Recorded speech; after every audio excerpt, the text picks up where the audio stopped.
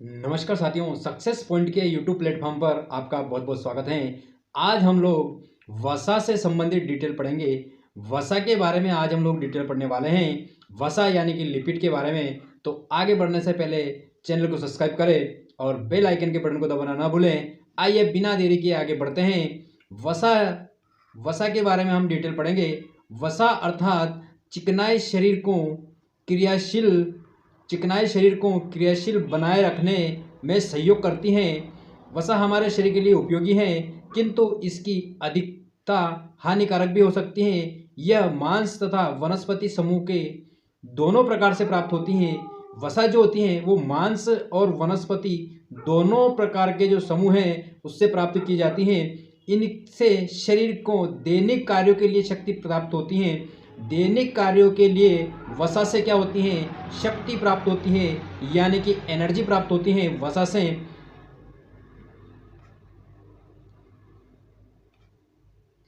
अब वसा के प्रकार देखते हैं। वसा के जो प्रकार हैं, खाद्य पदार्थों में कई प्रकार की वसा होती हैं। जो हम दैनिक रूप से जो खाद्य पदार्थ लेते हैं उनमें कई प्रकार की वसाएं होती हैं। इनमें से प्रमुख 3 प्रकार की वसाएं होती हैं।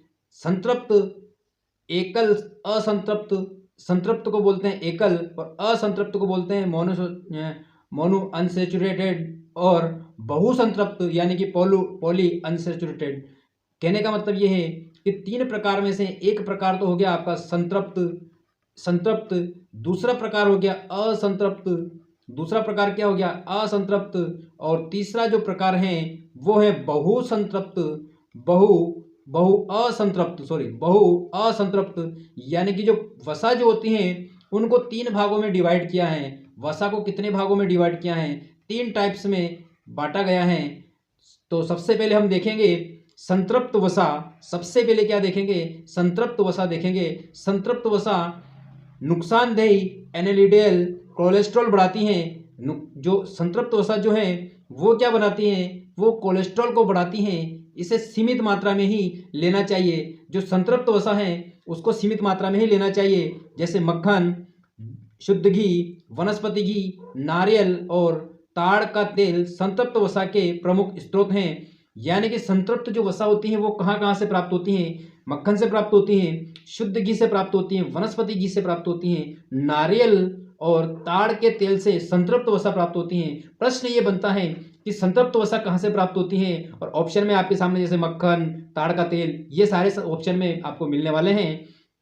आगे बढ़ते हैं। ठोस नजर आने वाले हाइड्रोजेनेटिक वनस्पति घी में ट्रांस फैट एसिड होती हैं। ये भी नुकसानदायक होती हैं। ये भी क्या होती हैं, नुकसानदायक होती हैं। आगे देखते हैं।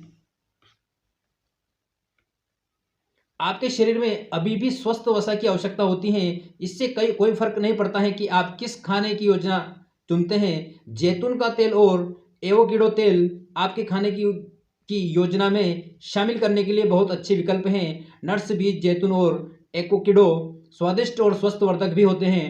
अब आते हैं आपके असंतृप्त वसा। अभी तक हमने जो संतृप्त वसा में पढ़ा, इसमें जो प्रश्न बनते हैं वो प्रश्न ये बनते हैं कि संतृप्त वसा कहाँ कहाँ से प्राप्त होता है। तो संतृप्त वसा जो प्राप्त होता है, यानी कि संतृप्त वसा के जो स्रोत हैं वनस्पति घी, नारियल, ताड़ का तेल, ये सारे जो है संतृप्त वसा के स्रोत हैं। आइए देखते हैं असंतृप्त वसा। जो असंतृप्त वसा जो होती हैं, असंतृप्त वसा में क्या होता है कि असंतृप्त वसा कोलेस्ट्रॉल के एचडीएल अंश बढ़ाती हैं। कोलेस्ट्रॉल के एचडीएल अंश बढ़ाती हैं। यह सीमित मात्रा में ठीक कही जा सकती हैं।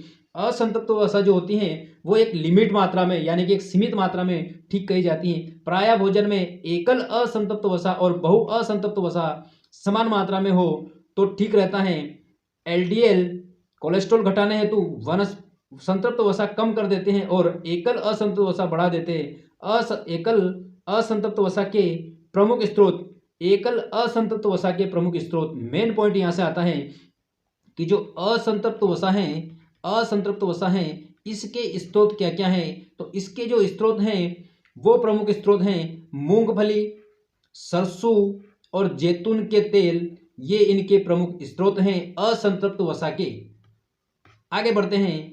जबकि करड़ी, सूरजमुखी, सोयाबीन और कई मकई के तेलों में बहुअसंतृप्त वसा अधिक होती हैं। कुछ पकवान एक प्रकार के और कुछ अन्य तेलों से बनाने चाहिए, जिससे एकल असंतृप्त और बहु असंतृप्त वसा दोनों की पूर्ति होती रहती है। कहने का मतलब ये है कि दोनों तरह के जो संतृप्त और असंतृप्त वसा हैं, कुछ अलग अलग के पकवान जो होते हैं वो अलग अलग के संतृप्त और असंतृप्त दोनों वसा उनमें शामिल हो, जिससे दोनों एक दूसरे की पूर्ति आसानी से कर सकें। कुछ दिनों में 15 से 20 ग्राम खाना पकाने में ही तेल का प्रयोग करना चाहिए। वसा की शेष दैनिक जरूरतें अनाजें, दालों और सब्जियों की पूरी हो जाती हैं। बादाम, काजू और मूंगफली तथा दूध, पनीर और क्रीम भी वसा के प्रचुर मात्रा में होते हैं। यानी कि ये सारी चीज़ें जो हैं अधिक मात्रा में लेने से फैट बढ़ता है, वसा बढ़ता है। वसा वाले वनस्पति तेल में पकवान भी बार बार गर्म किए जाए तो नुकसानदायक होते हैं। ये पॉइंट नोट करने का है कि अगर वसा वाले तेल में या वनस्पतिक तेल में बने पकवान भी अगर बार बार गर्म किए जाएं तो भी नुकसानदायक हैं।